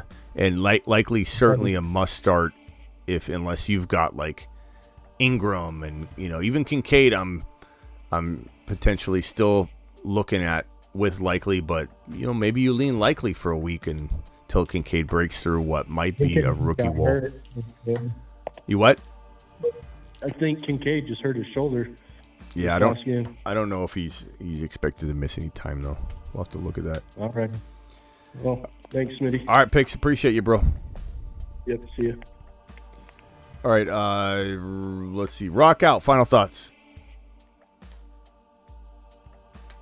Yeah. Who do you think you could trust more, Javonte or Walker? I know they were doing load management this week with Walker. Probably trust Javonte a tad more right now, but it's going to be week to week, man. I mean, Walker looked phenomenal. I don't know if anybody was box score or bobbying that game or if you actually watched it, but this was a tough defense. this was a tough game script, and he popped off a couple runs to the outside using his elusive quickness, and I loved what I saw out of Walker. He looked fantastic. But there again, you know, the matchup, Eagles matchup this week, it's like it sucks, you know. Hopefully, you know, after this little stretch he has, this tough schedule, he's gonna have a nice game or two. But you know, will it be too late for some people? I'll probably trust Javonte slightly more given the Philadelphia matchup, given the injury concern that's still lingering. Is he healthy enough? And given the workload, given Geno Smith, given the volume, you know, competition. And let's see here. Javonte is going up against the Lions, right? And it's in Detroit on Saturday, right? So Yeah. I think that's probably a decent game for Javonte. I would think. I think he's going to get some run. Would you trust Reed over Walker as a flex? Jaden Reed? Yeah. Yeah. He looked good tonight, man. He looked good tonight, and it was a bad, like, amount of production being divvied out. Like, he did a lot with a little. So if Love does have a bounce back game next week at home against the Bucks, could be, you know, a tough one for him though. Could be low scoring. But I'd definitely bank on Jaden Reed. Gets a lot of handoffs. He ran for like 30-something yards and a touch tonight. So they use him a little bit like Debo. I like it. He's a very productive kid. I like Jaden Reed a lot. I appreciate it. The Bucks too. You what? Yeah. Yeah. You can throw on the Bucks. You can throw in the Bucks too. All right, rock out. Appreciate you, bro. All right, appreciate it. Cool. On that note, Travis, what you got? With Walker, he looked good, and I don't know if they've been the worst, but Philly's run defense has been bad these last 4 weeks. I know coming into that game, they've been one of the worst rush defenses. On the season, they've been really good, but the past few weeks they've been pretty bad. So yeah, it may not be quite as tough of a matchup as it appears. That's a good point, Travis. That's a good point. You know, rock out to Travis's point. Let's decide on that Walker versus Javonte later in the week. We have until Friday night, Saturday morning. I like Javonte too, but I just because I was surprised by it. I was just looking at different matchups and stuff because I have Walker and I've been dealing with that. And on top of it, I don't know how his oblique is, but his legs may be fresher than they have been all year because I think he had the calf injury coming into the season, and so he's been sitting for 3 weeks now. So he may actually have a little extra juice in his legs for now. You make a good case, my friend, and I can't say it was an easy call for me anyway. So you're starting to talk me into it. I really, really, really, really do like I said, loved what I saw to Walker. If I feel confident about his workload. And if let's say Geno is playing, because even though, you know, I think Geno, well, maybe Geno playing's bad. I don't know. I think I could get behind putting Walker in over Javonte, but I still like Javonte too. I agree. It's tough. It's a tough call. Javonte scored. He looked good. I think it depends on the news. Like, what's the news? Maybe the news suggests that Walker is going to get extended run, and then all of a sudden it's like, okay, game on. You know, I think we're news. I mean, with an oblique, you never know. It's still risky, but you know, just those two things. He's had some rest, and Philly hasn't been as good. I mean, I think Philly will bounce back, but you never know. So I think we're going to be news dependent. It might not be a bad flex. I think we're going to be news dependent on this one. All right, thanks, Travis. Yeah. Thanks, Vinny. Later, bro. All right, Sebastian, final thoughts? Marvin Harrison, I could actually see him going to the Colts because Pittman is going to be coming up on that contract, and it'd be a good way to get Anthony Richardson a true alpha wide receiver as he'll have the whole offseason, and even Gardner Minshew as a mentor, and Josh Downs had a little bit of a breakout. Defense is good, and they got JT. Yeah. So I really could see them trading up for Marvin Harrison if he slips to 5 with maybe even the Bears if they choose to keep Fields, lock up Pittman on the other side of Moore. That's really what I could see happening. I agree, bro. I like that. They're at the 21 pick, I think, so they definitely would have to move up. They'd have to sacrifice a lot to get up into that. It almost have to be a mid-draft trade because you probably couldn't guarantee that you get the 2 or 3. You probably couldn't guarantee that you'd even predict that. That's gonna have to be like a pick 4. Yeah, but even then, you can't guarantee he'll be available, so it's gonna have to be on the clock. Like I could see the team drafting Marvin Harrison Jr. being a team that drafts for him on the clock, cheers, celebrates, announces the pick right away, and they take him, and they just keep taking stabs. The 3 pick, they don't get it. The 4 pick, they don't get it. The 5 pick, they get it, and they take him. But I definitely think Marvin Harrison Jr. wants to play with a guy like Anthony Richardson. That would definitely be, I think, a match made in heaven for him in his mind. Whether it's as good as a landing spot like Fields or Kyler Murray, we'll have to see. I think it's going to be pretty good. I think it'd be pretty fun, exciting. It'd be great for Indy. So I agree. I definitely like that idea too as well. I'm in agreement with you. And when I look down the NFL draft, like Tampa, I don't want them there. Obviously, Minnesota, no way. Pittsburgh, no offense, Ron, no way. I don't want him there. I don't want him sniffing that situation. And I'm sure Ron would agree at the moment. Texans, I mean, they've got a loaded, underrated wide receiver room. KC, it wouldn't put it past Reed to trade up and take Marvin Harrison Jr. from Mahomes. Can you imagine what kind of value Marvin Harrison would have at that point? I know a lot of people they have fun making fun of Mahomes right now. But Mahomes gets Marvin Harrison Jr.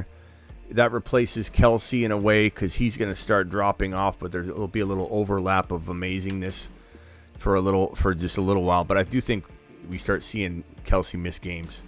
But can you imagine that? That'd be insane. I think the Chiefs might actually take a sleeper tight end late in the round and just develop him through the next year or two because Andy Reid was a tight end coach. He can find that talent. They've had Forston. I go either way. Yeah, they've had some guys they've been developing. The Forston and then what's his face? Like what's his name? Not Watson. I'm blanking on his name. All right, appreciate you, Sebastian. Sure. Later. Ron Navy, final thoughts. Hey, what's up? I tell you what, Philly needs to get their heads out of their butts and start playing some ball, but these elite quarterbacks, Mahomes, Hurts, even Allen, they're not doing great. The quarterback that's on fire right now going into these playoffs, Joe Flacco, is Dak Prescott. Dak Prescott. Yeah, he's doing good. Dak Prescott is freaking on fire right now. So it's these other quarterbacks got to step up, especially for our best ball stuff because. I got Hurts, I got Mahomes, it's really funny too, because remember how they always say like in BB4, the early draft, out of the 7 teams I'm advancing, the first draft I did in BB4 made it through, and the 3rd draft and the 7th draft, and the very last draft I did, which was 69, made it through. But it's amazing how those 3 early drafts went through like they did. Yeah. There's something to that early drafting. Yep. With the ADPs. Yep, I love it. I love that people complain about it. I got 11 teams, in the big board that we did before anybody was even drafted. I got 11 teams advancing there. So, yeah, we'll see. But I advanced 24 teams last year and only drafted 62, so my advance rate in BB4 isn't great this year. Yeah. Next year, I did get that on Dalmatian. I'll tell you one thing though. I can say this for myself, but I hope I can embed it in a lot of your guys' heads because people they're reactive and they're scared about what had happened and they don't want to repeat. It's important to learn from your mistakes, but I think everybody is going to be so scared of rookies and unknown players that they're going to be gun shy because of what happened with Bijan and what happened with Jahmyr Gibbs for the beginning part of the season. But it's not going to make me waver a single bit. It's just more about trying to, I think, figure out situations and account for them a little bit better this coming season. Even though, in hindsight, I really, truly believe there was not as, it seems really easy to be like, oh, Arthur Smith's a red flag, but everything he did the season prior, all of it painted a picture that Bijan was going to eat massively, and that even if Algier was used significantly, the volume was there. So that situation I don't think was as easy to, in hindsight even, like break down. But I do know a lot of people are going to be gun shy on unknown players. But I just want everybody to know right now, this is like Babe Ruth up in this mug. We'll take some big swings. They're calculated, and sometimes we're going to hit some home runs. Sometimes we're going to strike out, but we will hit more home runs than we strike out. I think overall, a lot of people have been having a good year. There are a lot of show guys blowing up. Debo, a lot of moon men are doing really amazing right now. Have we had some misses? Absolutely. Has there been injuries riddling every single facet of this fantasy football game we play? 1,000%. And I can almost guarantee you every single content creator out there has been ravaged with injuries as well. This is not an easy thing to navigate when everyone and their mother is getting injured. But we're doing pretty good, and we got a lot of people winning and smashing. And we're going to do it again even better next year. Every year we will get better. Every year we'll get more calculated. And for a lot of people that think I'm more analytical and I don't consider statistical analysis that much, I do. I create so much content. I can't provide. That's the one thing people I think misunderstand about my content is I go live so much. I produce so much content. This video right here, we've been live for 1 hour and 30 minutes. And there's no way to have statistical data the entire way that's on spreadsheets and mapped out. Like, we use a lot of data. I have tons of graphics we play. All the Tank Dell, stuff we pull up whenever someone would say, hey, Smitty, why do you like Tank Dell? And we pull up this number.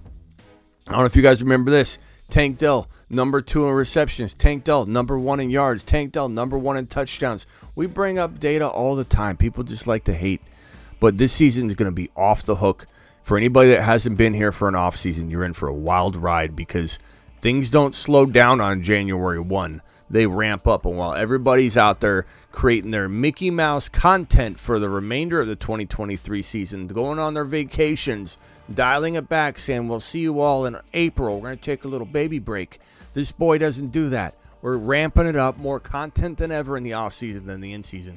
And it all starts January 1. Yeah, we'll produce 2023 content, on the way out the door. I'm not going to neglect any of that. We'll do playoff content, et cetera, do a lot of best ball playoff drafts, but we will be producing 2024 content on January 1. Rookies are getting hit right away, doing it live. It's going to be amazing. You guys that are here for the first time are going to be absolutely thrilled at what you're about to witness and what we're going to throw down. Ron, any final? What's funny about that, and you say that, and see, most of these other majority, like 99% of these other content people, they get on there, and all they do is they cut and paste from this year. They'll take this year's players, and they'll paste it next year, and they'll promote those players, and they won't do anything with the rookies like you do, and until they actually start playing, and then all of a sudden they're going to try to get on the bandwagon there, and then they'll start promoting them when you've been already promoting them months and months prior to. That's how it happens. And then they like to go on there and say, well, nobody else has said this or nobody else. Bull crap. You already did it months before they did it. That's the thing about you, is you create all this content, and you create, especially the rookies, and you're ahead of the curve. You're ahead of all the cookie cutters. That's for dang sure. We're going to try. And Kendall, appreciate you becoming a YouTube member, by the way, Kevin. Kendall. I got one of the teams I got in was my Jalen Hurts, Gibbs, White, Charbonnet, Robinson, A.J. Brown, and Devontae Smith, and Goddard team. And I got Laporta also. So I'm hoping for that one. That's a strong team. All right. For 4, but that's probably my strongest one. Ron Navy that's to the it, Philly. Ron Navy to the moon. All righty. All right, I'll see you tomorrow. Later, Smitty. Yep, I'll be live tomorrow, I'm sure, for a couple things. Where's Denny? I don't know. I don't know where Denny is. I don't know where Draven is. I don't know where Wheel Snipe City is. I don't know where Christopher Smith is. It's like Denny's been missing for a while. All right, later, Ron. Later. All right, super chats galore here. First of all, Lewis, appreciate your $20 hauler. Lewis, you're an absolute monster. Lewis to the freaking moon. Alert. Super chat alert.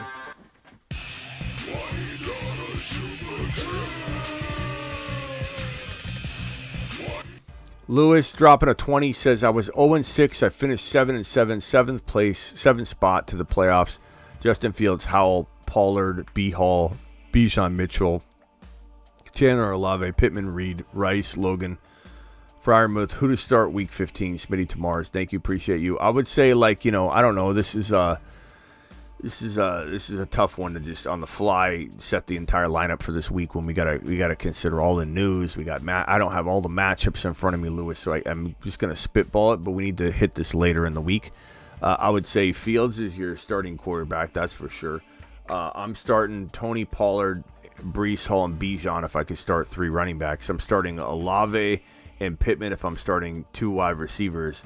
And if you can only start 2 running backs, 2 wide receivers, or 2 running backs, 3 wide receivers, and you can't play one of your RBs, I mean, we'll have to decide later. I think you got to go Hall and probably Bijan.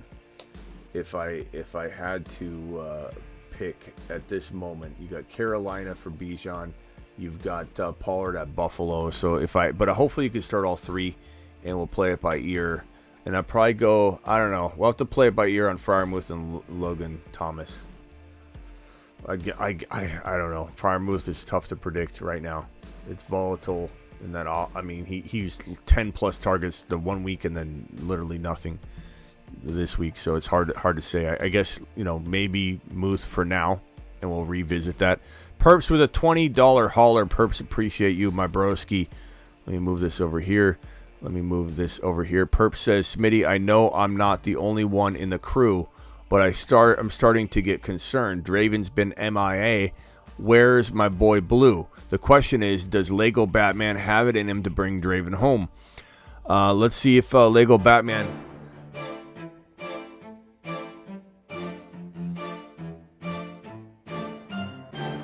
Draven... And I think we need Lego Batman to find, let's call it Mahomes. I think Mahomes needs to be found as well.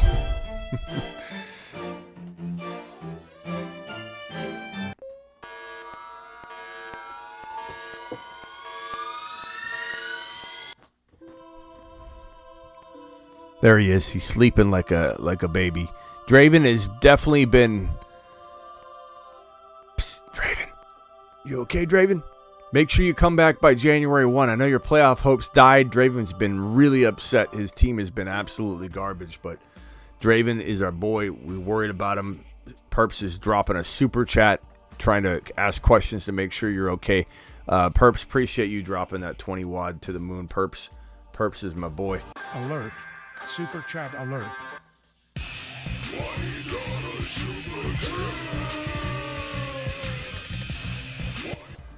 Thank you, Perps. Perps to the moon. Ahmad dropping a 20 wad. Alert. Super chat alert. We've made the playoffs, Smitty. Javonte came through. Achane and Love did enough today to punch it home. Playoff team, T-Log, Gibbs, Achane, Wilson, Olave, Kincaid, Walker, Sharps, Javonte, McKinnon, Elijah Mitchell, Love, Roshan. I like it, bro. I think you're going to do really well. I love your team. Achane and Gibbs are fantastic. Olave and Walker should be... He might be good. Like Travis said, the Eagles can actually be ran on a little bit. And I'm looking at it too, and it actually looks a little more promising than it did a few weeks ago. Travis is right that maybe Walker's an easier running back to trust this week than we initially thought a few weeks back. George from the Bay, hang tight real quick. If you could mute real quick while I get these super chats out of the way. Thank you, Ahmad. We're going to be watching this team. I think you got a lot of explosive ability here. And hopefully, Wilson keeps delivering and Olave explodes for you. I think this team's got a lot of potential. You need a few things to go right for you, but it's a fun team. Fields or Stafford next week? I think you probably go Stafford for now, if for safety. But Fields is a good play. I still think he's got a lot of potential to have like a 40, 50-point game at any moment. So I don't know. If you want to swing, I go Fields, I guess. But if you want safety, Stafford's been pretty steady. Stafford has a decent matchup this week against the Commanders, and it's in L.A. Fields is playing. Fields is playing at Chicago, so it's a little bit tougher. I'd probably go Stafford if it was me, Kendall, and then maybe the next week we start looking at Fields. This is Fields' toughest matchup in the next 3 weeks. Then Fields is probably your start in week 16 and week 17. I probably start Fields. So go Stafford this week. Go Fields the next 2 weeks. This one from Aaron, $10 hauler, gets a moonshot. My boy Aaron, appreciate you. Let's see here. Also on the same rebuilder with the 1.4, I'm also getting the 1.1 with my pick. I prefer Marvin Harrison Jr. to be a Chicago Bear. I believe Marvin Harrison Jr. is QB proof no matter where he goes. I would take Marvin Harrison Jr. at 1.1 in a super flex over QB. I don't blame you, Aaron. Marvin Harrison Jr. is the real freaking deal, and we'll talk a lot about him in the offseason. Isaac with a super chat here. What's the chances the Titans let Derrick Henry leave? And what do you think Tajay Spears will look like? 18-plus touches, goal line every game. He's been fire. I have some concerns about his long-term upside, Isaac, because he's missing an ACL in one of his knees. And while you could say it hasn't affected him yet, there is a lot of research and science behind, and I'm not joking when I say that when I talk about Jahmyr Gibbs science. I'm talking serious science, that when you don't have an ACL, you have a degeneration of the knee that happens, and there's little micro movements that occur in the knee. So the ACL is right here. The ACL keeps the joint tight, and when I say tight, I mean when you move, it doesn't hit that in the PCL. The whole point is to keep that joint super tight. When you're missing the ACL, then you essentially have the PCL, which doesn't do near as much to keep that tight, and it only functions one way anyway for the PCL, and the ACL the other way. It's almost like one prevents it from sliding off the shelf that way, one prevents it from sliding off the shelf that way, and keeps it tight. When you don't have an ACL, you have your LCL and your MCL, and basically your knee goes like this. Even if it's small micro movements without the ACL, even if you have strong thigh strength, your knee is vulnerable. So I don't know. I say for like a couple years, I'm pretty excited about him, but I don't know if he's like a long-term play.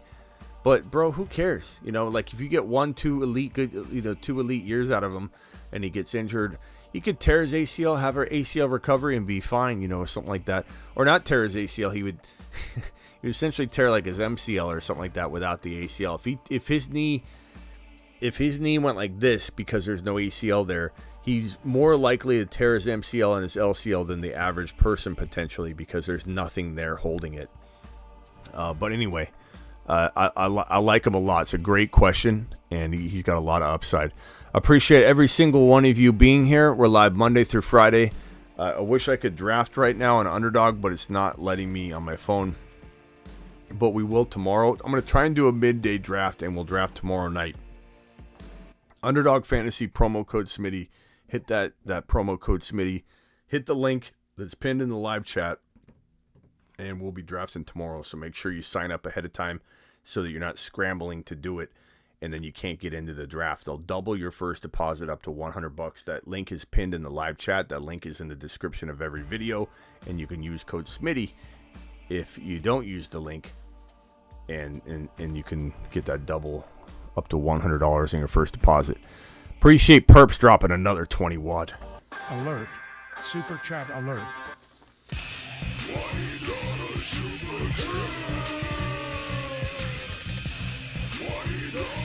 A unicorn.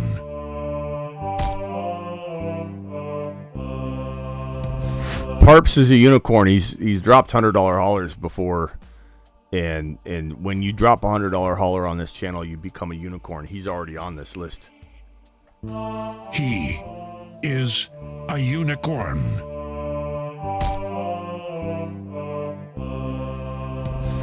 Absolute monster. Smitty, don't forget Denny. We need to to add Denny to the bat zone. Imagine Draven versus Denny. Miss Smitty minute. Denny has been MIA when you've hung on. Yeah, I don't know where he went. Let's go back over to the bat signal and we'll put Denny on here.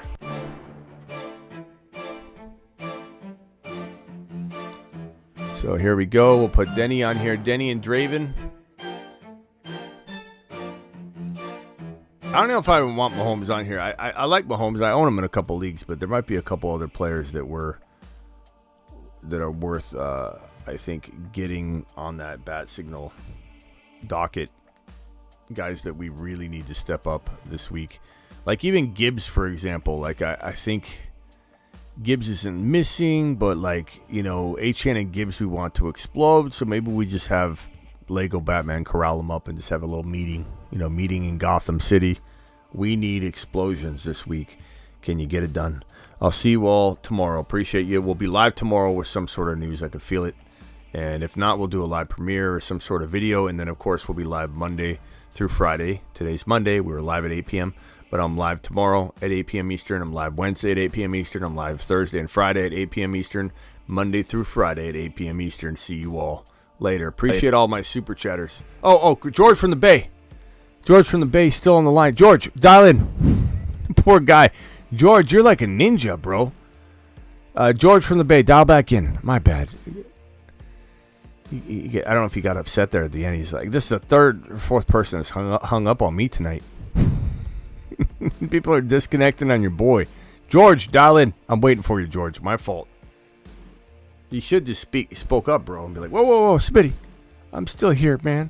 I'm still hiding in the corner. I put George from the Bay on hold like 18 minutes ago. George, dial in. I'm so sorry. I hope you're not calling from out of the country and just sitting there on hold. George. There he is. I'm sorry, George. What can I do for you? You're live. Smitty, what up, man? My bad. I finally caught one of your live streams, man. Yeah, my bad, George. What can I do for you? Oh, man, I don't think I've called in since you were in Vegas before the season even started. I've missed a lot of shows. I've been grinding, working on my own YouTube channel and stuff and work and all this stuff. Been so busy. But I just wanted to come on the live stream because I caught it at the end and admit that I lost the bet to you, and I will be buying the package or whatever that I owe you for the Trey Lance trade. Okay. I forget what it was, but awesome. Oh, you forgot. Okay, well, I'm still going to honor it, man. Remember I said Trey Lance was going to be an over under of 8 starts, and he didn't start one game. Yeah. So. Yeah. Hey, appreciate you being a man of your word about that. And thanks for supporting the channel, and you can always watch those replays, bro. Those help out as much as the live views. Yeah, so. I've been watching all your videos, man. I just haven't been able to catch them live.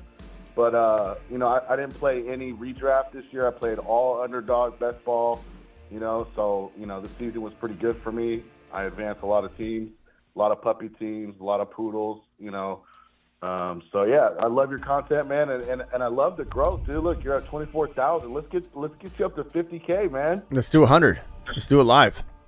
Yeah, let's do 100. Let's go. All right, later, George. Appreciate you, bro. All right, man. Call in anytime. Later. Poor guy's on hold so long. All right, I'll see you all tomorrow. Don't forget to hit that link. It's in the description of every video, including this one. It's in the live chat pinned. Get ready for the drafts tomorrow.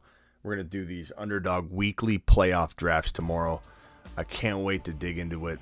Weekly Underdog playoff drafts. That means that no week's tied to any other week. You can draft all your players that you think will be in the Super Bowl and give 2 craps about wildcard weekend, 2 craps about the divisional round. You could say I'm playing everything to try and win the Super Bowl week, because weeklies are all about each individual week. I can't wait. Make sure you hit the link and get signed up ahead so you're ready to jump in and don't miss out. See you all later. Thank you to my super chatters. Perps dropping wattage all over the screen tonight. Perps dropped the hundo. Perps dropped, what else did he drop? He dropped this 20. Oh, and he dropped, Perps wasn't done there. He dropped this 20 And Perps, I just can't thank you enough for dropping. Oh, and this 20. Perps doing work tonight. Absolute work. Ahmed dropping a $20 hauler. Lewis dropping a 20 wad on screen. Lewis, you're a monster. And Aaron dropping a wad. Isaac, appreciate your super chat. Kendall, appreciate your super chat. What else we got here? Perps, appreciate that. Manny, appreciate you. Chris, appreciate you. Wayne Scott, even though you're an Achane hater, appreciate the super chat. Hoosier, appreciate you. Slayer dropping the $2 hauler. Slayer, appreciate you. Zastro, thanks for the super chat. Zastro, thank you. JFam and Perps, again, thank you for all you dropped. I'll see you all tomorrow. All of you monsters tomorrow. Thank you for watching. Subscribe if you're new. Later.